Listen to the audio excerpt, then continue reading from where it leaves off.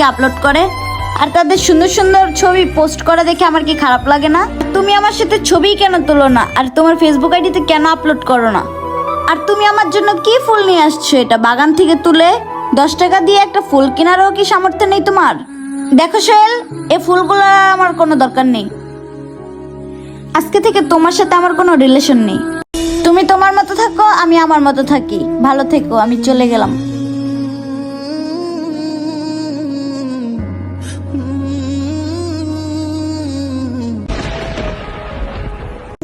কিরে সোহেল, ভাবির সাথে তোর কোনো ঝামেলা হয়েছে?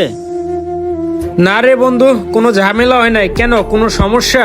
না, আগে তো তুই ভাবির কথা অনেক বলতি, এখন তো তুই কিছু বলিস না। ভাবির সাথে তোর কি আসলে কোনো সমস্যা হয়েছে?